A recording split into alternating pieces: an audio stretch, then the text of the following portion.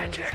First things first, congratulations, of course, on this series. I already see people talking about it on social media as the series of the year. You panicked for a second. I know. Whenever talking about me on social media. On social media, it's bad. No, it's all Very good. bad. It's all love. But my biggest question is, how in the heck, with this ensemble, did you get any work done? We didn't. It was AI. Yeah, okay. And all of it. New AI. We use that brutalist stuff.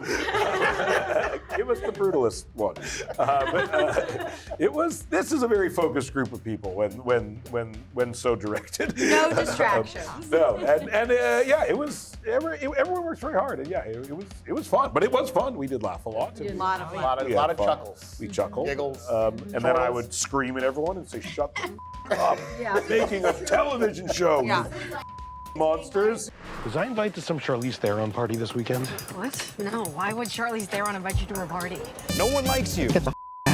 You have an amazing lineup of guest stars in this series. We have Charlize, we have Martin, we have Zach, we have Olivia, Zoe. I mean, the list goes on and on. How did that work, getting everyone involved in this? Was it as simple as a text? Hey, can you do this? You're already shaking your head. No. Was it a group effort? How did it work? No, we didn't. We didn't impose on our stars to help wrangle more cast for the show.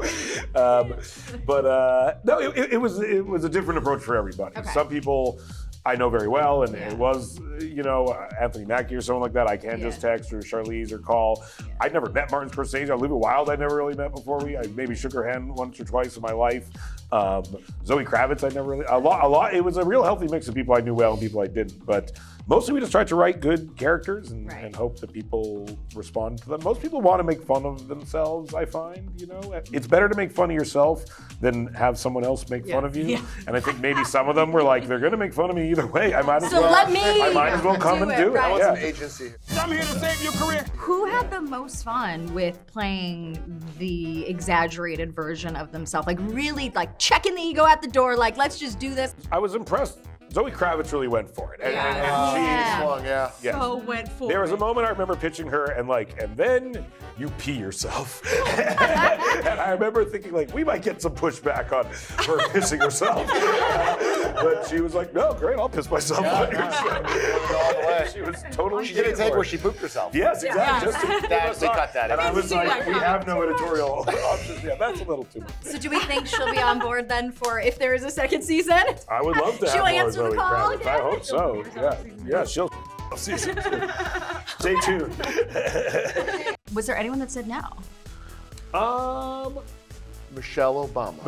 No, there was. I'm not interested. We had no. There was some people we talked to who just didn't want to play themselves, and there's a lot of people who have no interest in playing themselves whatsoever, and who think it's weird and can't wrap their head around it, and ask you a lot of questions, or but I wouldn't say that, and that's when me and Evan look at each other we should stop that. So some people have a hard time drawing the line, but in general, we did very well, and the people who didn't say yes, I want to try to get for season 2. Matt, I get it. You want to make great art and make $1 billion doing it. Well, guess what? That never happens, and you're going to screw everything up trying to make it happen. The biggest question is how real is how much of this art is imitating life? Because I imagine y'all could swap stories for days.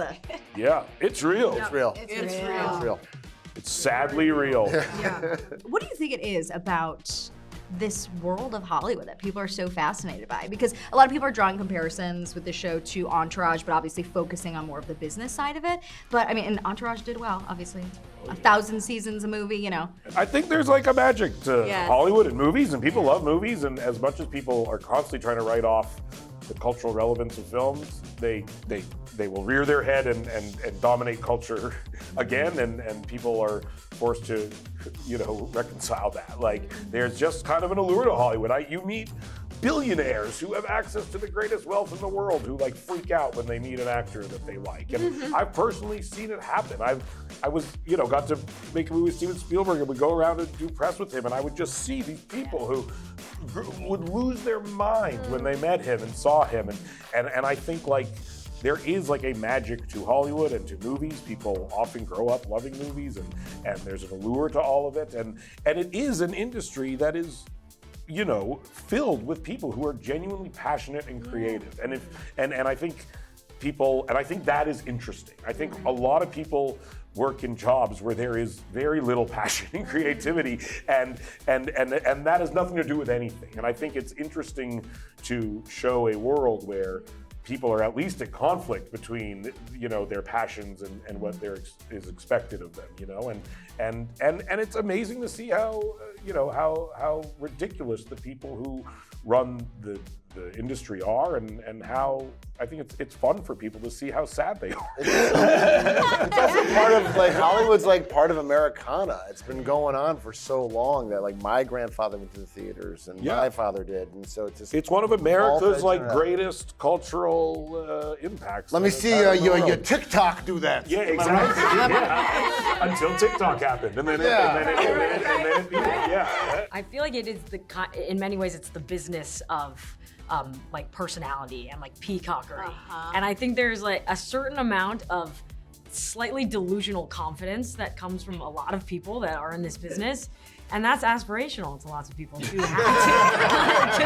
It's like Oz. It's like it's a business of make-believe. And so just to see, behind it and to see the just hilarious humanity behind it, I think is always fun. And like Oz, Jeff Goldblum runs it. Yep, exactly. He does.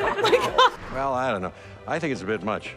Seth, with this, the premise of this series, focusing on creating art, but also making money with the project and that juxtaposition of what's kind of happening in the industry right now. How did you pitch this originally? What were those conversations like, especially with executives in studios? Was there any resistance? Because they were also kind of the butt of the joke here.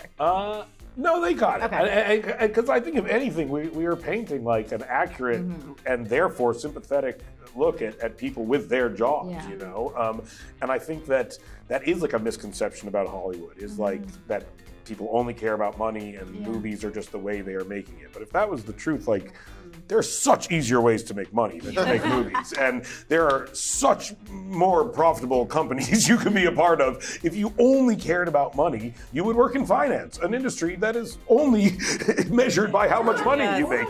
It's a humiliating profession by a lot of standards, which we really try to show. I had an idea, actually, that I was going to run by for the scene. Buddy, we're good on ideas. Thanks so much. What do we have to do to get a second season? Are you friends with Tim Cook? Yes, exactly. Tim Cook? I can't even get an iPhone. I know. I'm trying. I know. I don't know. Are they gonna? No, I hope so. Yeah. I think once I'm confused by the metrics for success at a lot of these companies, but I hope whatever their metric for success is, we hit it. And are we all game for a second season, a second go around? Don't ask them now. I don't want to hear this now. This is terrible. Time will tell. Time will tell. Time will tell. Yeah. Okay, we're gonna play a little speed round. Who broke character the most on set? Seth. For sure, me. I've got 1 foot in and 1 foot out at all times. Of this business, he's got other deals, everything. Right? Who ad-libbed the most on set? Everyone. Hahn. But do you include not knowing your lines in that? Oh yeah, I think when you say ad-lib, you mean searching for the next word that was written, then yes. Also, just fake it until you make it. Just substituting. Right? Just She'd make say it something. work. Every time she'd say something. Something would come out.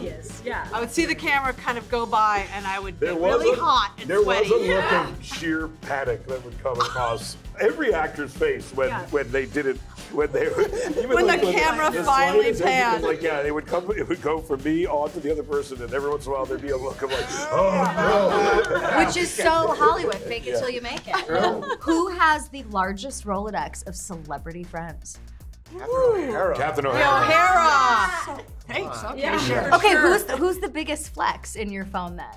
That's the biggest person that you could be like, I have their number. Oh, I couldn't even say. So big. That's how spoken, big but they that's are. how, right? That's how big they are. Yeah. I would tell you. I'd tell you all of them.